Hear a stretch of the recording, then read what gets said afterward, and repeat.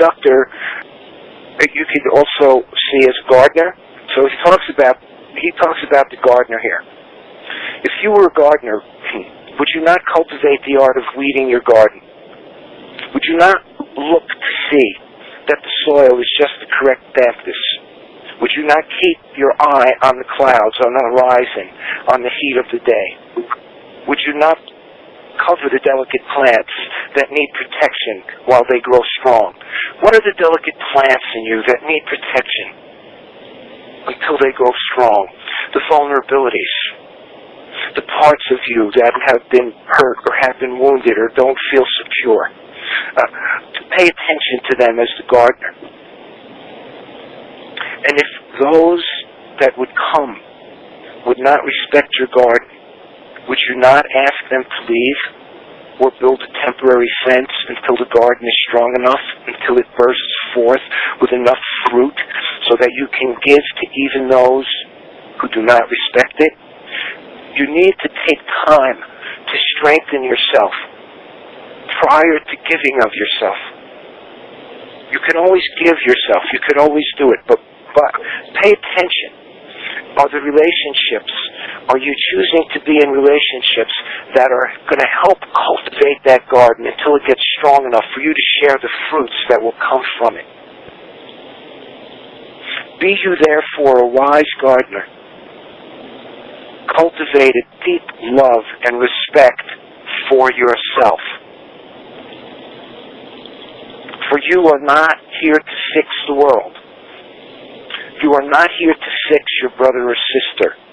You are not here to fix anybody. It is only love that heals. Fixing doesn't heal. Fixing fixes. Love heals. And until you have loved yourself wholly by having purified the mind of every erroneous thought you have ever held, like those are you could say the weeds in the garden. The erroneous thoughts, those weeds we need to pull out.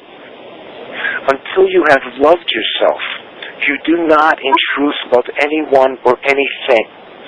If we don't love ourselves first, in truth we have not loved anyone or anything. So focus on loving yourself. If you want to know love, if you want to know God, if you want to know peace, practice loving yourself. We sometimes, you do not love, in truth you don't love anyone or anything until we've learned to love ourselves. Save in those brief moments when you let your guard down and the love of God shines forth through you so quickly you did not even know what happened. The wise gardener cultivates a state of consciousness in which the love of God is unimpeded. So be a wise gardener.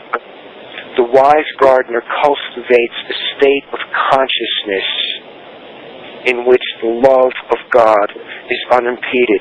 This is not about our personal love. Love comes from the source of love. It comes through us. It's the divine energy that's animating us, that infinite, invisible energy, that love that we are, that is animating us. The wise gardener cultivates a state of consciousness in which the love of God is unimpeded. So have the love of God be unimpeded when it comes to extending it to you. Beloved friends, those of you who have elected to answer a call to participate in this pathway with this family, if you would make your commitment to trusting your Creator for having set before you a pathway that can lead you home, you will indeed arrive at home.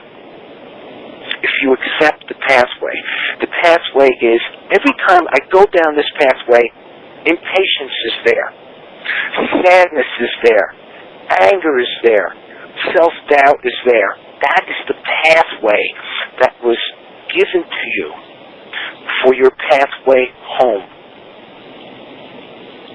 If you're fighting with that pathway, you're closing the toll gate to the kingdom. But commitment means that you do not get to leave the room when the shouting begins. Keep this in mind. Keep in mind, the commitment to this path is a commitment that you do not leave the room when the shouting begins. And the shouting we are speaking of is the shouting within your own mind, within your own body, within your own emotions, because nothing you're experiencing is being caused by anything outside of you.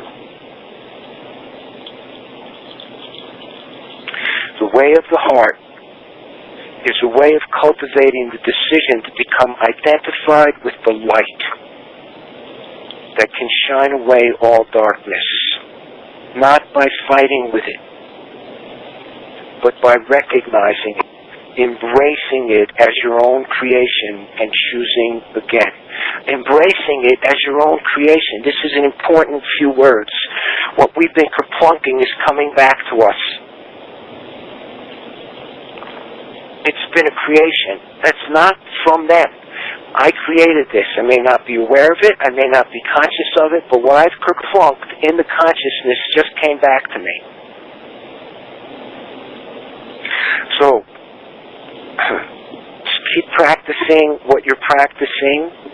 Pay attention, keeping these thoughts, these live words, these words that activate this energy in you, keep them alive. And remember, do not fight with the darkness, but identify with the light and bring it to the darkness. This is for the conductor, not for the cells. So when you walk through your life this week, think about identifying with the light. Use the darkness that is perceived darkness. Just have that be a messenger or a reminder to say, I am the light. That's not me. I'm the light. That's the shadow. I bring my light into the shadows, and the light dispels the shadows. The light dispels or dissolves the darkness. Bring your light to the darkness, and you see what happens through that choice.